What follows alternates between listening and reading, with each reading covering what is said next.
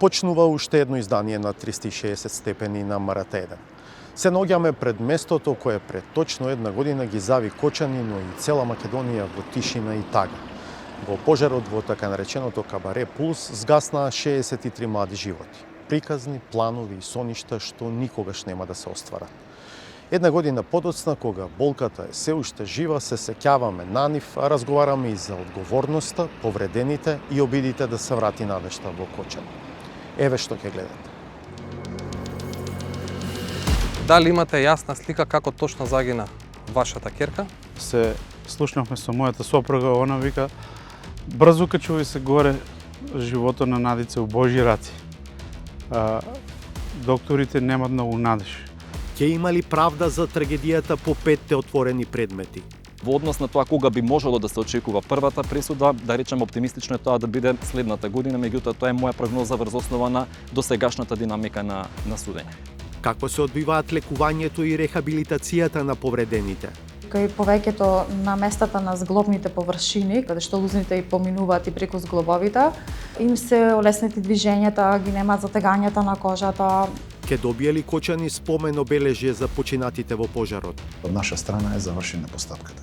Се очекува идејното решение или проектот да биде изготвен од страна на родителите и Сдруженијето 16 март.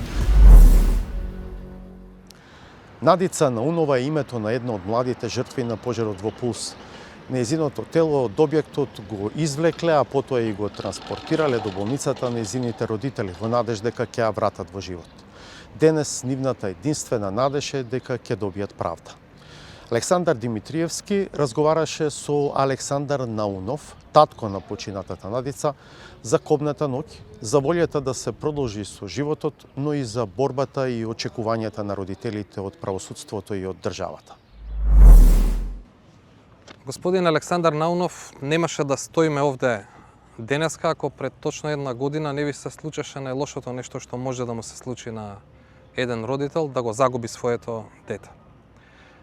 Од тоа што го видовте кобната вечер, од она што го слушнавте во следните 365 дена, дали имате јасна слика како точно загина вашата ќерка и дали веќе за себе како родител имате изградена слика кој е виновникот? Таа вечер, пошто бевме се договориле да не оди на диско, да се врати дома, ја мислев дека она е во нејната соба. Но за жал, во 3 часот и 40 минути ми звони нашата кумица Анита Коцева и ми звони на мојот телефон. Ја не го ни слушнав, пошто бев многу изморен. Мојата сопруга се јави. Она ми кажа дека Анита и звонила и вика дека дискотеката Пулс гори. Ја видов собата на Надица е празна. Звона ми не ми се јавува. Ајде идеме до дискотеката, 100% е таму, бидејќи не се јавува. Пред дискотеката имаше полиција, имаше болнички коли, имаше многу исплашени луѓе, имаше луѓе исцрнени целите. Јас додека ја паркирав колата, мојата сопруга се отиде побрзо до влезот на дискотеката, кој излаваше огромен црн чат и имаше пред дискотеката тела, имаше изгорени лица кои беа во несвес. Се кршеа вратите тогаш јас кога дојдов.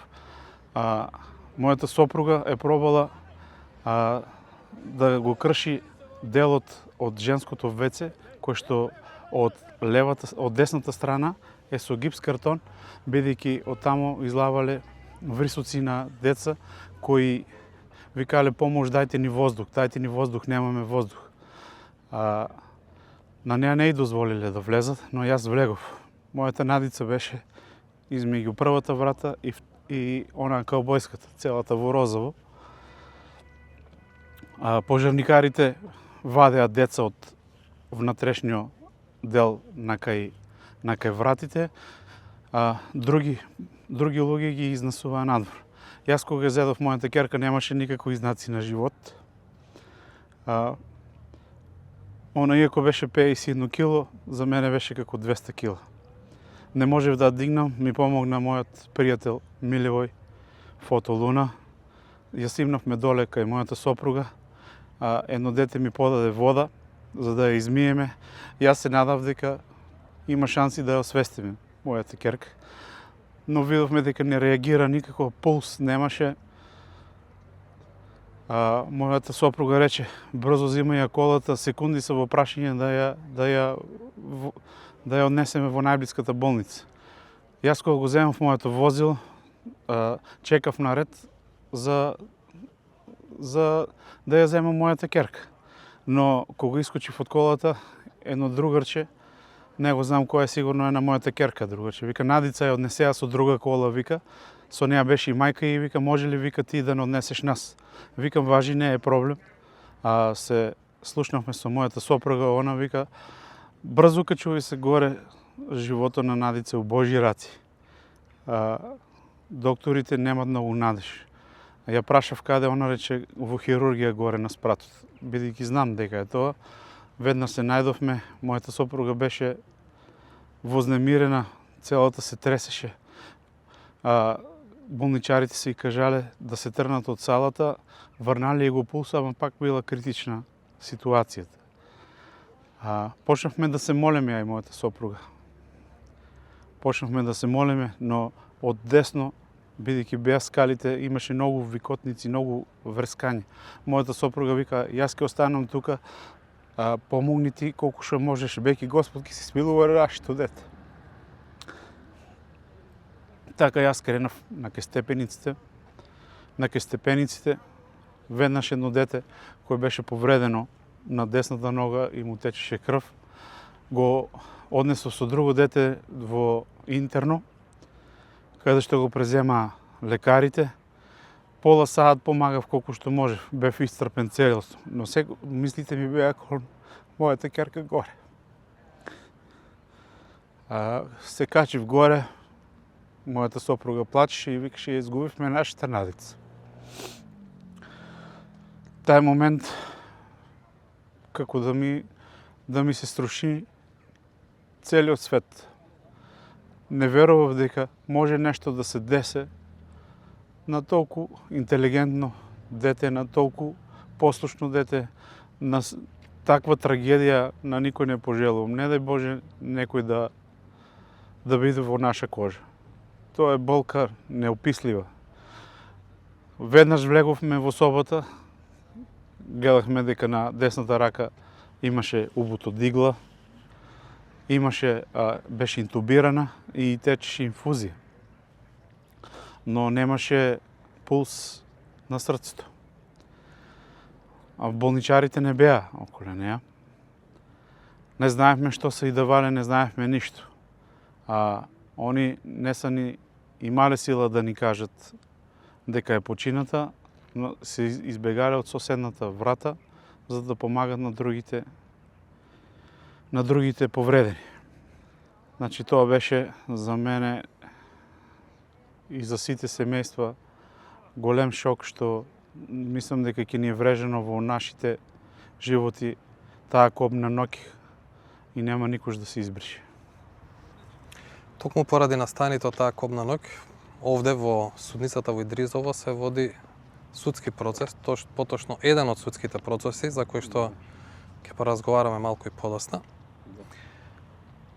Моето прашање е како вие гледате на текот на судскиот процес кој што се одвива овде за пожарот во Пулс? Бидејќи овој предмет е најрано почнат, знаеме дека ќе има за полицајците уште 3, кој еден више се одвива, другиот ќе почне на 1 април и ќе има уште еден за инспекцијата на Управа за јавни приходи. Пред се на нас ни е превентива за вистинските виновници, да ги следеме тие процеси. Тоа са овој и оној за полицајците што се осудени што се осомничени за тешки дела против општата безбедност.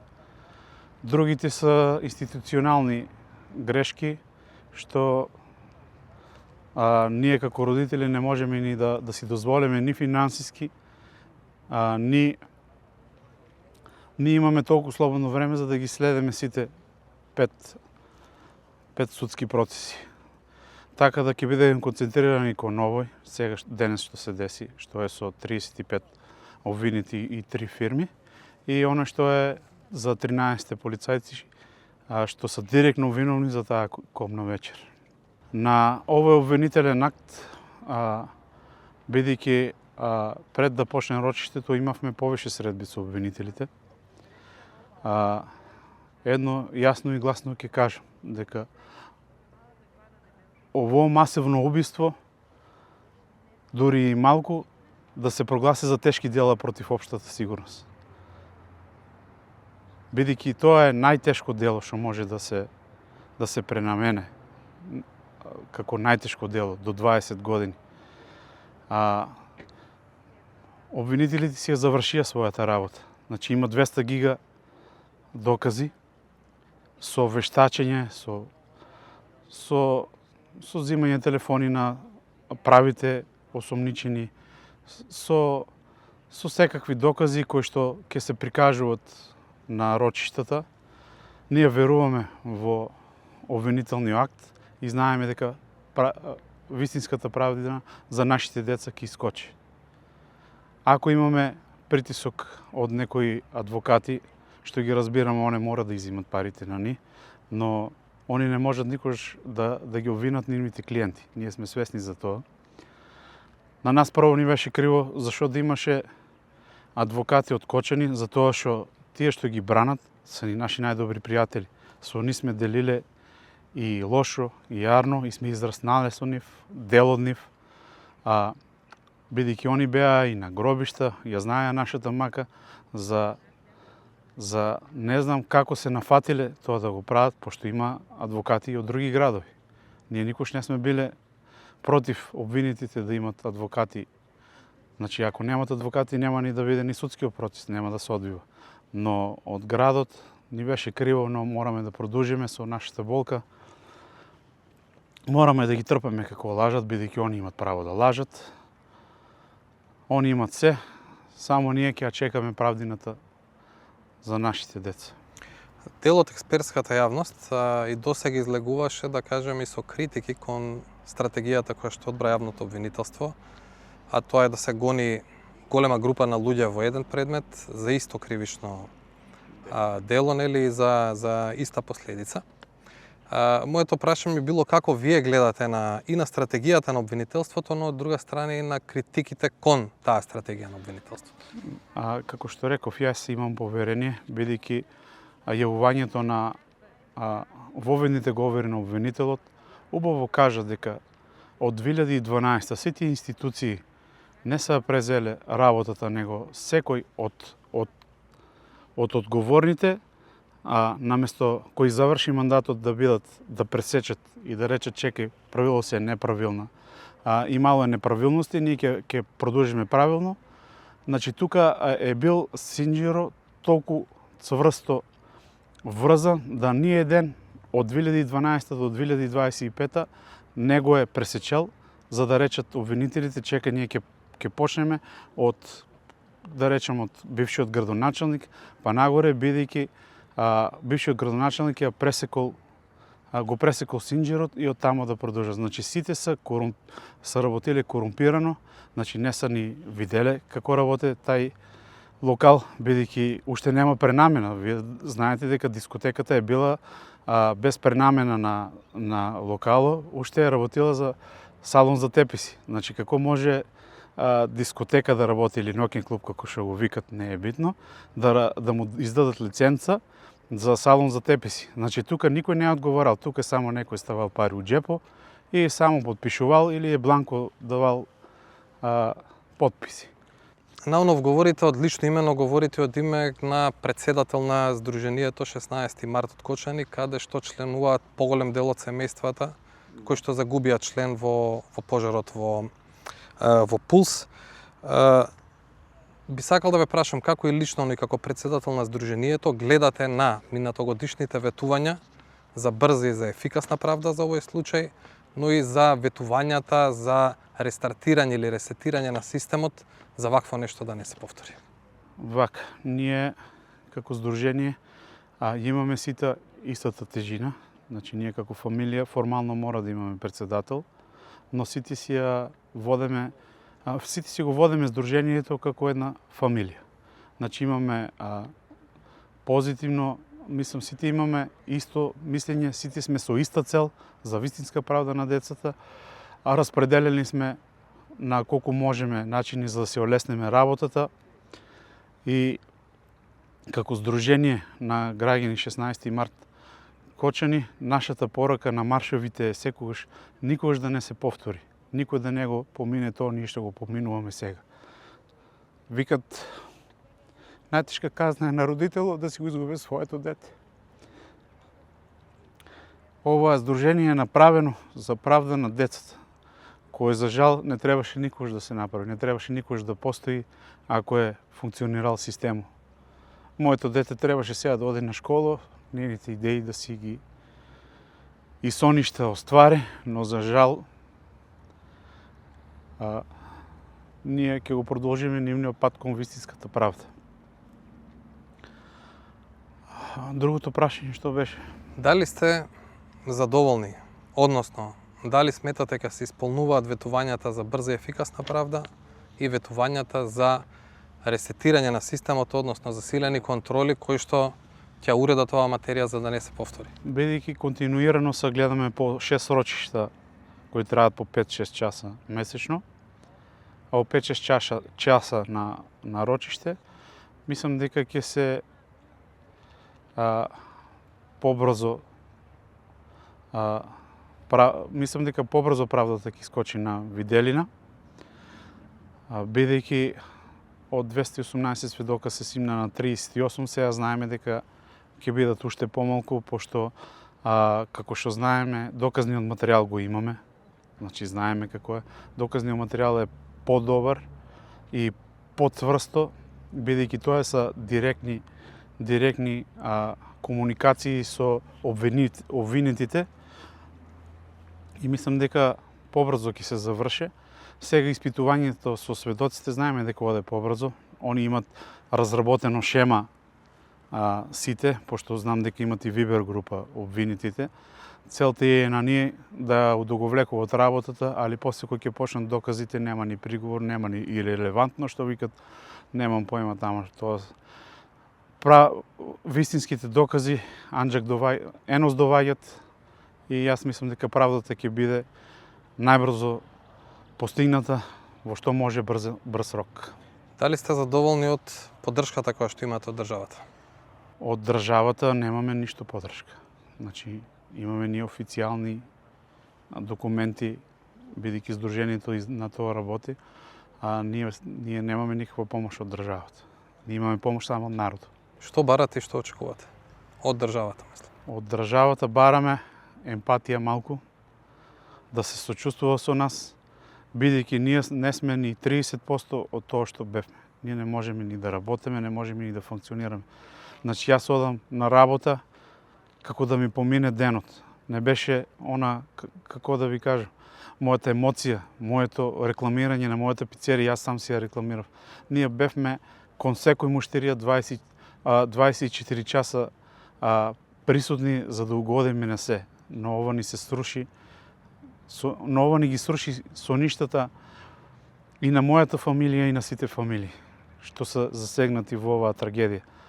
Така да немаме никаква помош од ништо. Благодарност до хуманите луѓе, само тоа можам да кажам. А од државата треба да има емпатија и да застане она како одговорна и да не изброде од овај немил настан, за да го поминеме ние како лица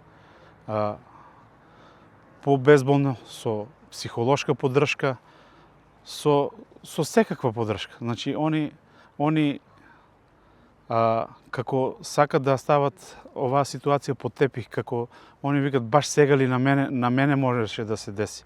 Значи, ние го тоа имаме лично слушнато од тој што треба највеќе да ни помогне. Како државник, како премиер, требаше да застане до нас, да ни даде сочувство, да биде со нас, се што требаше да ни помогне, него фактички испаѓа дека ние сме му на него трн во окото. Него само интересират партиски гласови и ништо друго. Животот велате покрај се се продолжува понатаму. Што Животот- останува вас да ве води низ животот? Мојот живот е поделен пред трагедијата и по трагедијата. Ја ништо не размислувам друго освен правдата на нашите деца. Благодарам многу на времето. Фала ви на вас. За судскиот процес за пулс или попрецизно за 5 предмети кои се поврзани со настаните во Кочанското така наречено кабаре од 16 март 2025 година, разговаравме со новинарот чија експертиза е во областа на правосудството, Васко Маглешов од Бирн. Во однос на главниот предмет за кој веќе се одржани повеќе рочишта, смета дека се движи со добра динамика, но не очекува првостепена пресуда до крајот на оваа календарска година, имајќи ги предвид действијата што допрва треба да се преземат. Колега Маглешов, го следите случајот Пулс низ правосудните органи од неговиот почеток. Го следите со очи кои што во себе имаат искуство од 15 на години во професијата. Од вашето искуство и од она што го гледате во судницата тука во Идризово, како би рекле дека се движи динамиката на овој случај и кога очекувате, односно дали очекувате да се задоволи она ветување за брза и ефикасна правда во овој случај? Во овој случај, со оглед на тоа што имаме 4 активни обвиненија и една отворена истрага, ми се чини дека ќе добиеме правда на рати, односно ќе добиеме предмети кои што се судат, односно да речам се правораздаваат со различна брзина. За да ви одговорам целосно на прашањето, би сакал да се навратам еден чекор назад и да ги аспектирам брзините со кои што практично се водеа истрагите за да дојде до фаза на судење.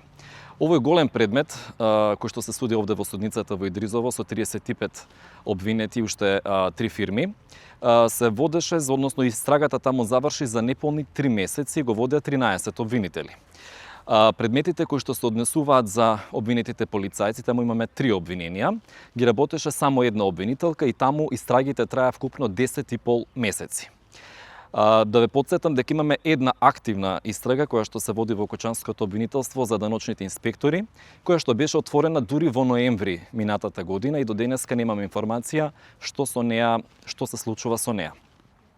Во однос на тоа со која брзина се движат овие процеси, јас најбор го очекувам да заврши судењето за тројцата полицајци, кои што се обвинети за злоупотреба на службената положба и овластување, бидејќи во записниците за кои што биле правени за прекршоци во дискотеката, практично порано, не ги внесувале правилно податоците и на тој начин овозможиле дискотеката и натаму да работи. Да се вратиме на овој процес, дали сметате, односно која е вашата проценка со оглед на динамиката на срочување на рочишта, на изведување на сведоци и докази, дали би можеле да дадете проценка кога би можеле да очекуваме првостепена пресуда? Неблагодарно е да се лицитира со рокови, особено затоа што обвинителството веќе еднаш ја скрати листата на докази. Сега најавува второ кратење на листата на докази, не знам на што тоа се должи, веројатно на проценката со која динамика оди процесот. Меѓутоа, со оглед на тоа што имаме засега околу 25 сведоци по мене поминати, уште толку кои што треба допрва да сведочат.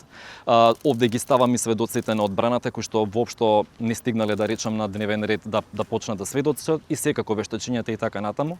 Моите очекувања се дека до крајот на годината ние ќе имаме најмалку доказна постапка во овој голем предмет, во кој што практично ќе се вкрстуваат оружјата на обвинителството и на одбраната, поврзани со сведочењата, меѓутоа и материјалните докази. Да ве потсетам само дека 3 рочишта досега беа одложени, останатите се одржуваа со некоја умерена динамика, меѓутоа судот одлучи да суди до 15 часот до крајот на работното време со 1 до 2 исклучоци, иако може да суди и по тоа работно време, односно се закажуваат во просек по 4 до 5 рочишта во текот на месецот, што е, пак би рекол, некоја умерена динамика, а во однос на тоа кога би можело да се очекува првата пресуда, да речем оптимистично е тоа да биде следната година, меѓутоа тоа е моја прогноза врз основа на досегашната динамика на судење.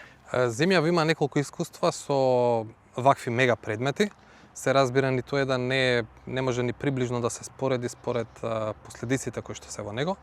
Во некои од тие случаи правосудниот систем потврли, во некои се покажа подобро.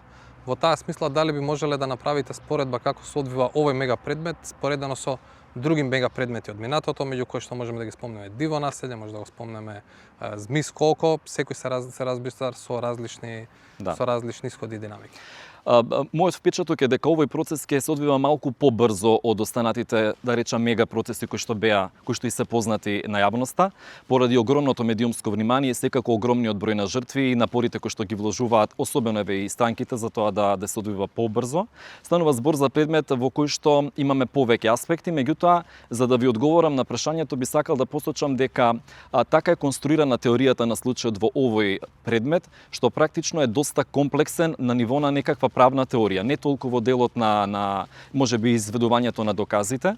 Од тука гледано очекувам сепак да ја добие потребната динамика повеќе во наредниот период, бидејќи во март и април веќе се закажани уште по 6 рочишта, но ми се чини дека нема да ја доживее судбината на Змис колко, особено бидејќи тоа беше предмет што се судеше враќа на апелација уште еднаш и така натаму 15-20 години, на крај заврши неславно како што заврши. Сепак очекувам овој предмет да биде поразличен.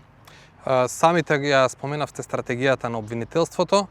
Таа, меѓу другото, значи да се обвинат поголем број на луѓе за исто кривично дело и дека придонеле за случувањето на една иста последица, независно од работите кои што ги превзели или не ги превзеле во еден подолг временски период од 13 години, ако не грешам.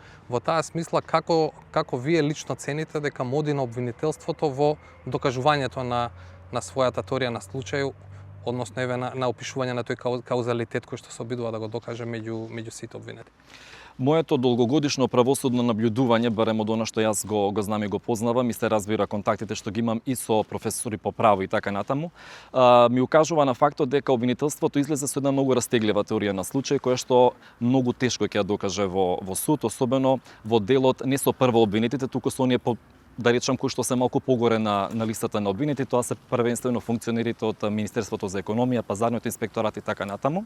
Досегашните сведочења претежно се фокусираат на кобната вечер и многу малку во еден дел се однесуваат на самото обезбедување на објектот. За сега нема, да речам, сведоци кои што изнесуваат некакви факти и околности кои што директно се поврзани со одговорноста на, да речам, пониско обвинетите, ако тие се сите еднакво обвинети за ова кривично дело.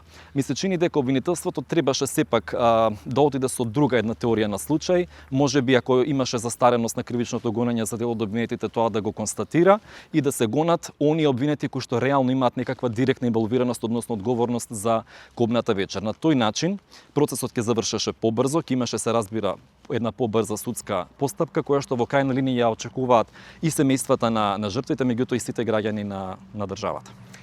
Веќе споменавме дека покрај овој предмет, за кој што веќе има одржано повеќе рочишта кои што веќе се суди, имаме уште 4 други предмети, сите, да речеме, во различни фази горе-доле. Интересно е што меѓу предметите за полицајците имаме предмети каде што полицајците се товарат за различни кривични дела во еден предмет, различни кривични дела во друг предмет. Во тој контекст би ве прашал, како искусен наблюдуваш повторно, зошто мислите дека тоа е така и нели е во мала контрадикторност со обидот на редовното обвинителство да го води овој предмет што веќе е во тек за едно кривично дело против сите? Тоа е прашање за новиот државен обвинител, веќе ми формално истакнати барања од адвокатите да направат една ревизија на водењето на постапките, бидејќи ви имате еден орган, тоа јавното обвинителство и две различни теории на случај.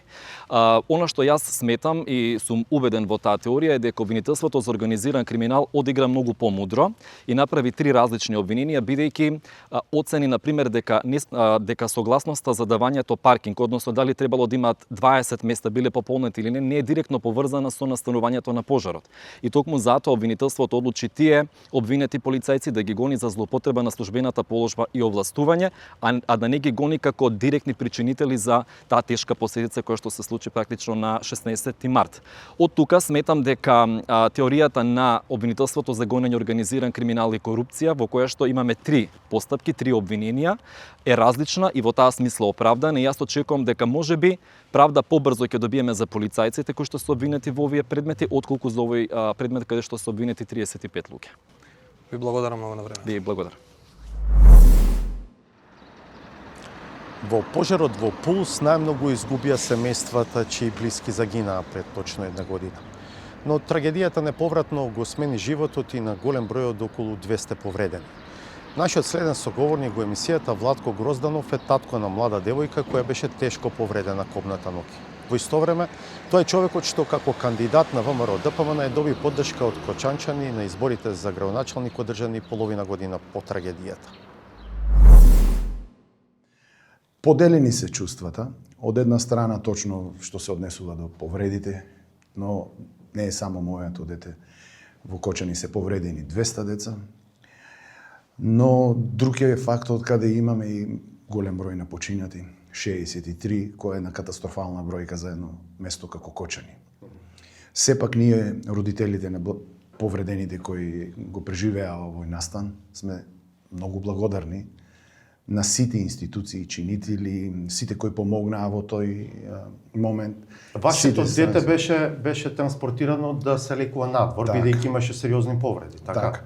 Значи, тоа беше една од најправилните одлуки на владата на Република Македонија во тој момент, но докторите, институциите, организациите, владата со подигањето на ворена еден вид состојба во тој момент направија многу за да оваа бројка од 200 повредени деца ја добијат првата медицинска помош и во вториот акт, многу исто така правилна одлука во консултација и со светски и странски центри, каде после активирањето на црвениот аларм, децата беа разнесени по на лекување по странските држави, вклучувајќи од соседството. Значи, вашата ќерка беше во Грција, конкретно во Солун, таа беше во живото загрозувачка состојба.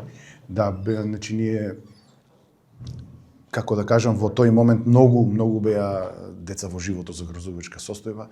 Клиниките во Скопје беа преполни со деца кои беа на механичка вентилација.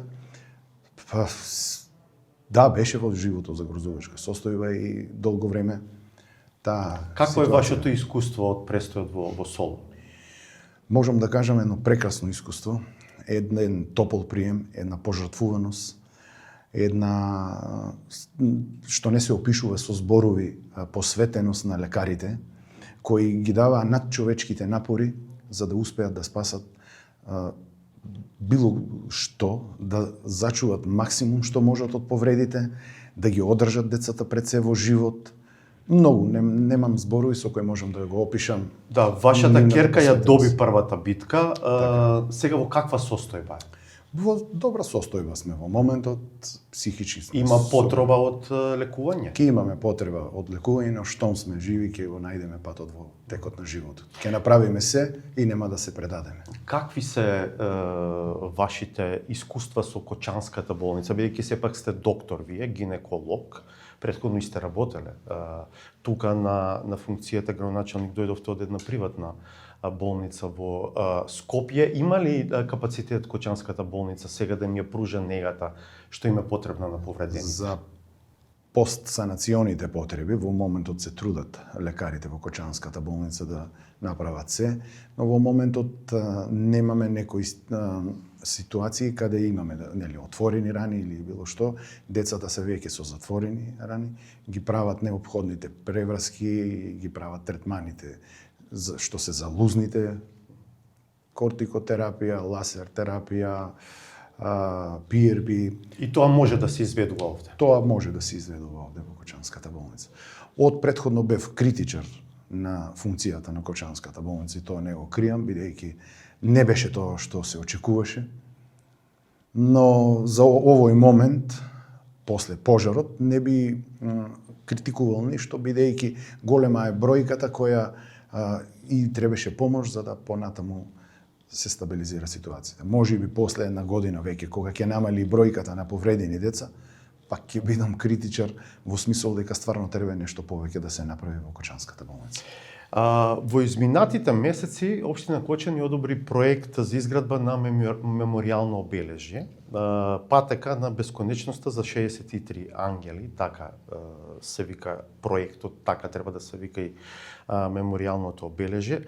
Докаде е постапката за ова обележје и дали освен со земја можете и некако поинаку да ги помогнете родителите чија што иницијална идеја е ова?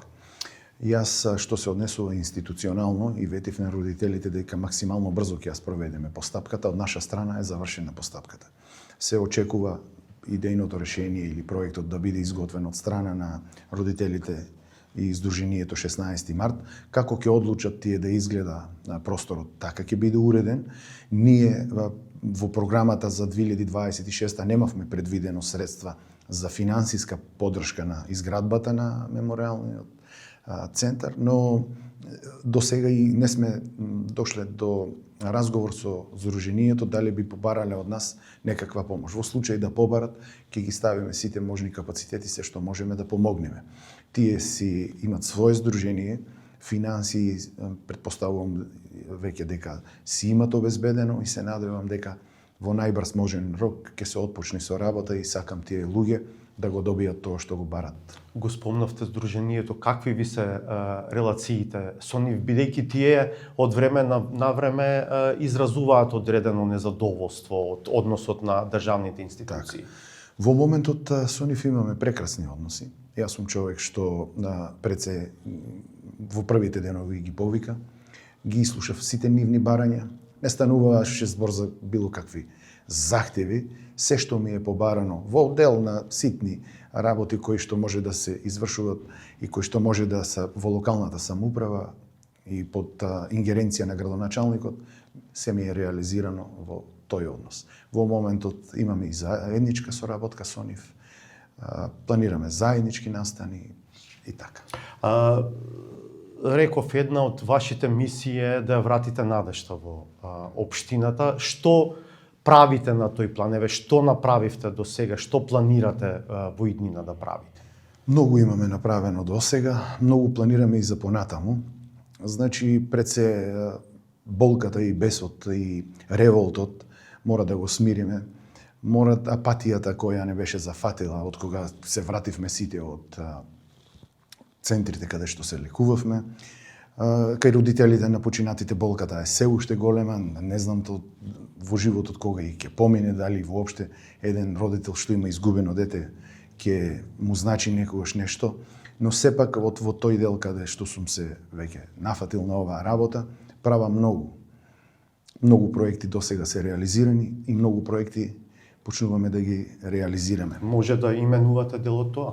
Секако. Значи, од кога дојдов, многу имаше една низа на проекти кои беа закочени во институциите, бидејќи за секоја една изведба на било што има еден куп на институционални препреки.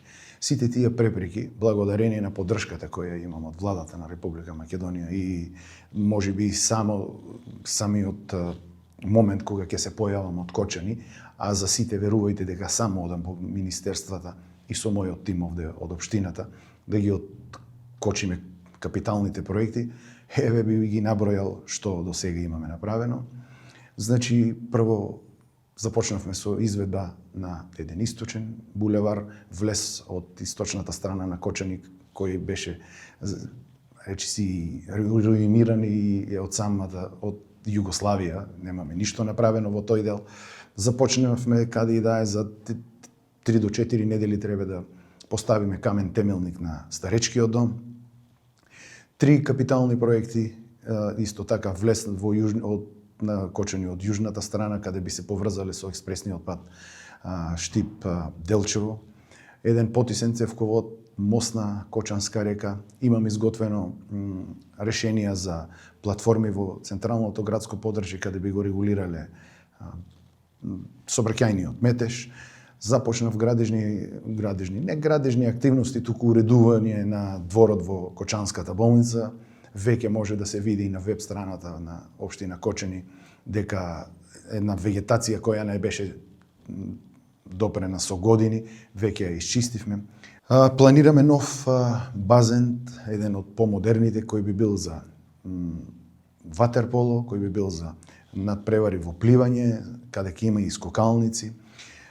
Со геотермалниот потенцијал кој го поседува Кочани, веќе во теке проект за изградба и реконструкција на цевководот по Стоечки, каде ја губиме топлината на водата од изворите до Кочани со 20-24 степени. И мислите дека со сето ова што го зборувате, дека на некој начин ќе пробате да ја вратите нормалноста во животот? Самите граѓани веќе гледат дека се прави нешто и знаејќи ми мене од порано, бидејќи Кочани е мало место, сите се знаеме, знаат дека една работа кога ќе ја зафатам и мора да ја реализирам и ја реализирам до крај. Се врати ли ноќниот живот во Кочани?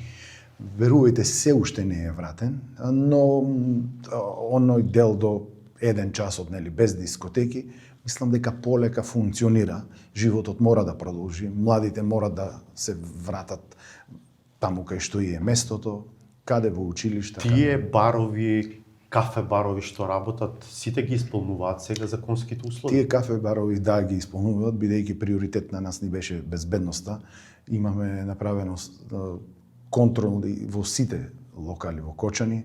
Работиме но не онака, како да се изразам, агресивно. Не агресивно точно, на базата на заедничка комуникација, на базата на информирање што треба да направат и во овој момент сите имате инспектори доволно? Имаме инспектори и да ги немаме ние сами ќе ги повикаме собствениците на пицерии, на барови, и со нив разговараме во директна комуникација, без да биде тоа агресивно, без да биде со рушења и со спектакли на телевизија. И само уште едно прашање.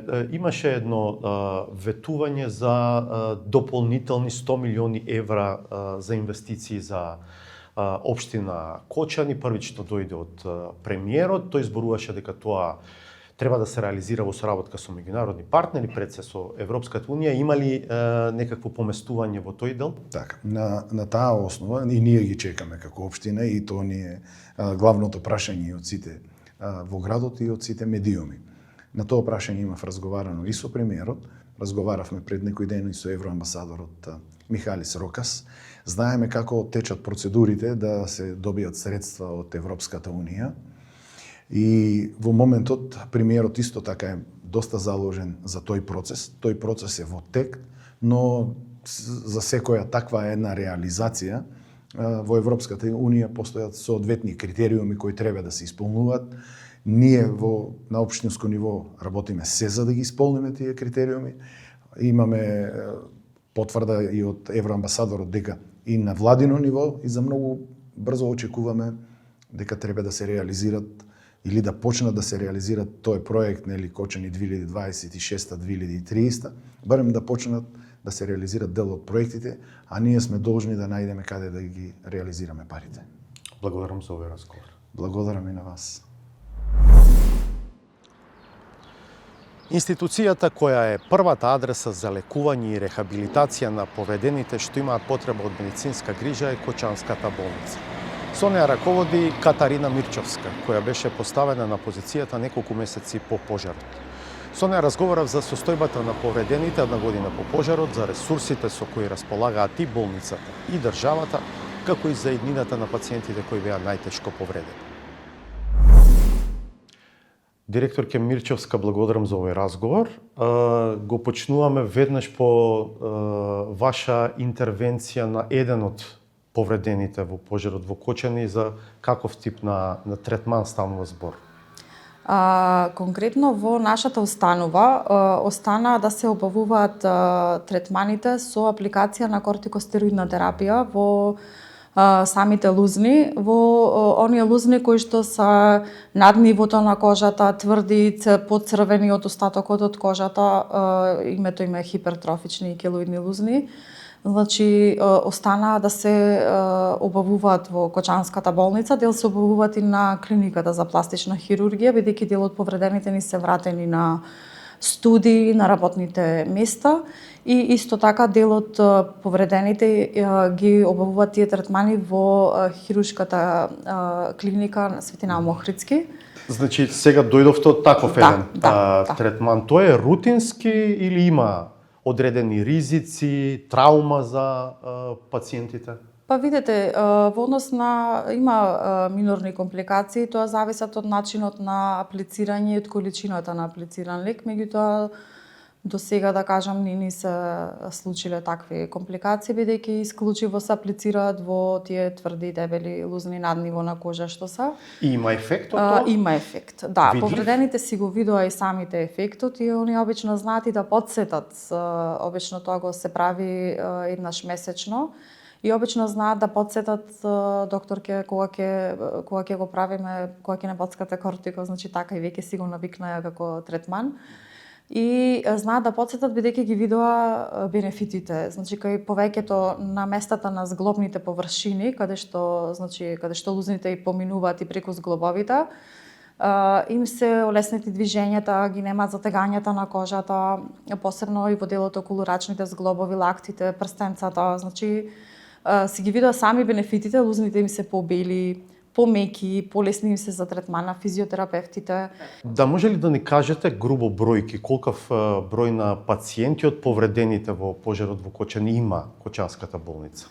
Во различни сегменти, значи ние покриваме различни и броеви на пациенти. Значи повредените има дел кој што активно се уште обавуваат физикална терапија.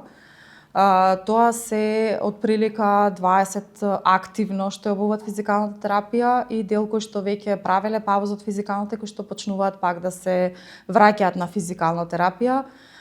Понатаму почнуваме повторно со пулмолошките прегледи. Тоа е нешто што Кочанската болница значи немаше договор претходно со пулмолози, бидејќи немаме дејноста пулмологија, се адаптиравме значи на потребите на повредените.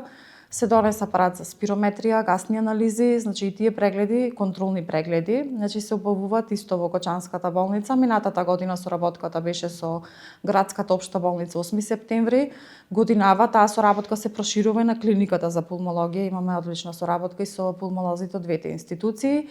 Втора работа е покрај кортикотерапијата, значи се активно се обавува во Кочанската болница, некаде значи бројката е меѓу бидејќи отпочната од август месец, значи бројката се намалува на оние што активно веќе ја примаат, некаде се околу 20, бидејќи најголем дел веќе ги прими и веќе го видовме бенефитот од аплицирањето на нивните лузни.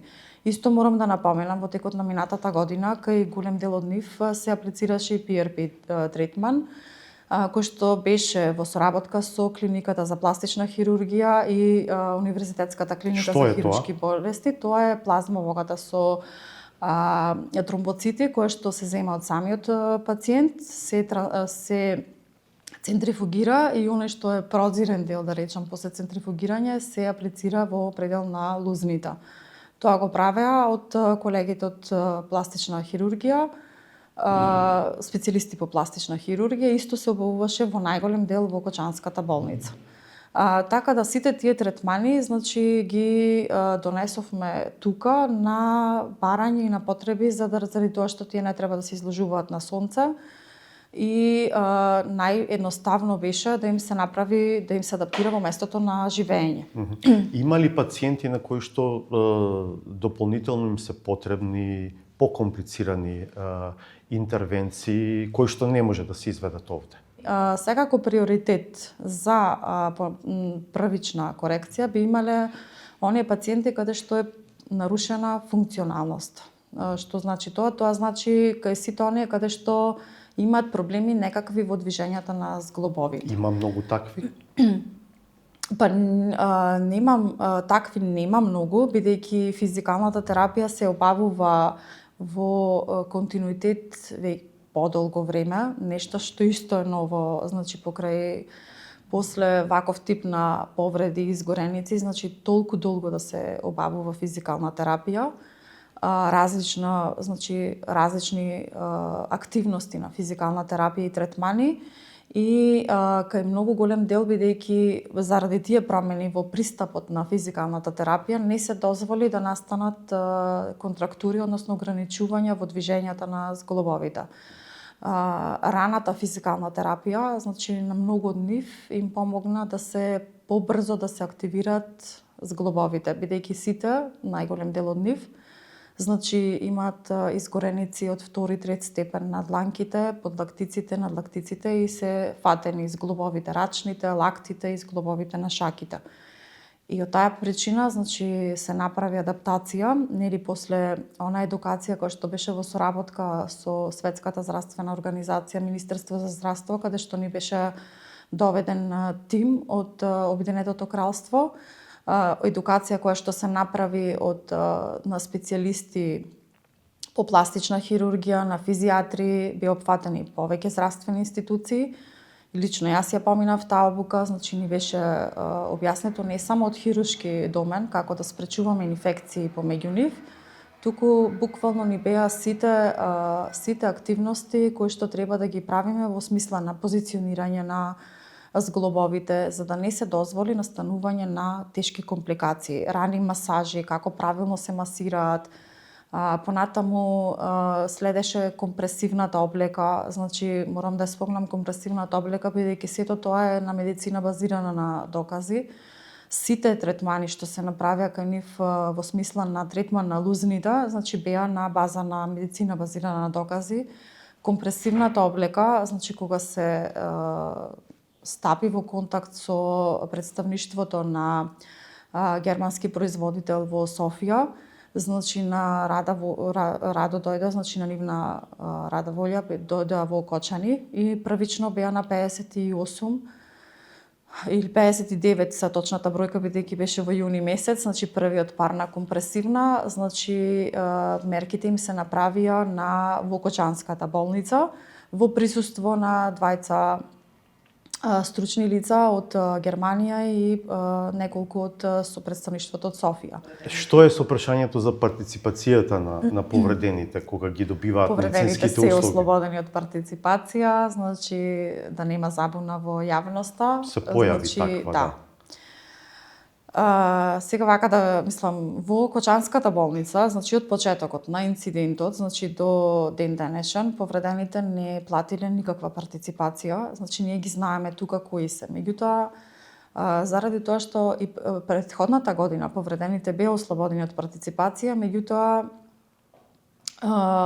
во однос, знаете, мислам, они не потенцирале никаде дека се од повредените, например на инцидентни прегледи, кои прегледите биле организирани. Значи кога сме организирани прегледи, контролни прегледи, значи на кожна клиника како што беа, на пулмологија, на пластична хирургија, исто не им се наплаќаше партиципација бидејќи колегите таму веќе си ги знаеа. Меѓутоа административен работник кој што врши на платата во претходната година можеби не беше запознан дека се во моментот ослободени од партиципација и можеби инцидентно во некој од клиниките, претпоставувам каде што поретко се правеле прегледи, дека е наплатена. Сега е тоа расчистено. Расчистено е, значи добиен е допис и од направена е програма во Министерството за здравство, како типот на програмите кои што се за крводарители, за пензионери, значи направена е посебна програма за повредените од дискотеката. Директорке, инфраструктурно болницата не изгледа идеално, но дали сето тоа што ви треба за третман на повредените го имате? Па да, значи јас можам да кажам, видете, апаратурата не ја гледаат, значи обично се она што е во форма на апарати не го гледате како промена бидејќи не доаѓате во контакт. Обично народот ја гледа промената кога е нешто крупно и видливо. Например, како што би ја виделе сега промената, како што е надвор хортикултурното редување моментално што се случува во болницата и новите места за паркинг што ќе ги добиеме и тука ја гледаат промената. Значи секоја нова апаратура што се донесе во Кочанската болница, обично не сме имале време, некогаш не сме имале можност во моментот да ја објавиме дека имаме нова апаратура. Меѓутоа, во однос на повредените, значи во однос на апаратурата која што е потребна за нивниот третман, ја имаме во Кочанската болница. Морам да спомнам дека во прв момент, токму заради тоа што дел од нив ни се вратија со се уште по некоја раничка на телото, значи се адаптира соба на хирургија заради да се изолираат од останатите повредени на кој што доаѓа веќе со отпочната физикална терапија, да не се дозволи да се Инфицирање, инфекции, да не се дозволи значи ширење меѓу нив на инфекции. И исто така за да се почитува нивното право на приватност, бидејќи нешто со кое се соочи општината Кочани е, значи, да речем, прв пат да имаат млади лица кои што има изгореници на лице и на на раце, значи кои што се видливи, кои што не беа многу пријатни за гледање и обично, знаете, кога нешто не сте го виделе, обично народот знае да загледува. Тие се санираат ли и ќе се санираат ли?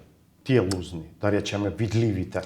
Во принцип, со повеќе хирурзи имавме контакт од центри за изгореници, има и повредените контакт, значи на клиниката за пластична хирургија им беше организиран исто средба со реномирани имиња од хирурзи од центрите за изгореници, конкретно од Белгија и од Австрија.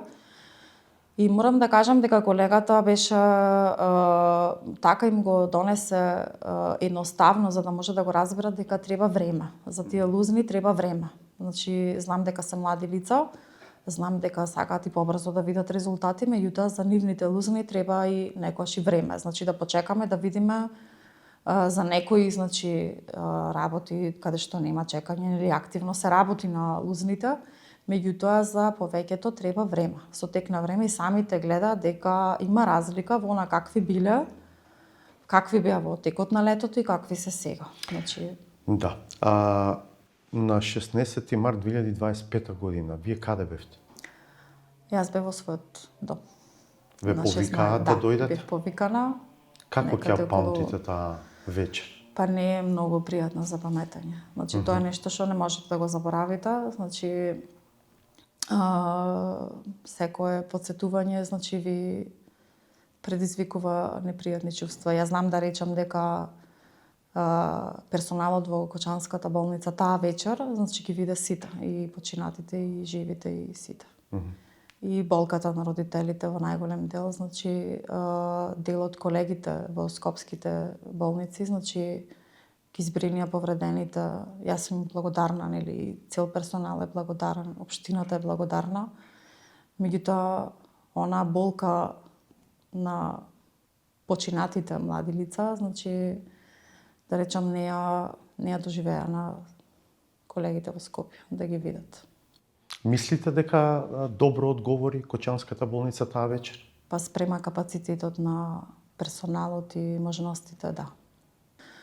И после настанот, значи, кога се враќаја од другите држави, вие не можете да останете имуни на нивната болка. Значи, сите има приказни да раскажат. Кога ќе се ставите вие на нивно место, јас многу сакам, мислам, да го скренам и вниманието на нивната болка, затоа што народот можеби сега ги гледа насмејани, меѓутоа преживеа и пекол во животот. Замислете да сте млади луѓе кои што отишле на концерт и се будите во туѓа држава, на туѓ јазик, не познавате никого, врзани сте со различни машини околу вас, не знаете што ви се случило, не знаете кои се повредени, што сте се загубиле. И наново се учите и да одите и да зборувате и да се активирате, и кога се враќате во сопствената држава, сите имаме очекувања од нив. Значи имаме очекувања да одат на физикална, имаме очекувања да бидат насмејани, дека се живи. Тие се благодарни што се живи, меѓутоа морам да спомнам дека имаат лузни за цел живот. И тоа да не го забораваме. Значи психичките лузни се многу тешки лузни, што тешко се пребродуваат. Ние од страна на здравствени работници сме виделе многу работи во животот, многу трагедии, многу лоши настани, меѓутоа ова беше нешто што и камен да ќе пукне. Благодарам за овој разговор. Благодарам и вас. Гледавте 360 степени во издание посветено на годишнината од трагедијата во Кочани, што се случи на 16 март 2025 година и однесе 63 млади животи. Пријатно.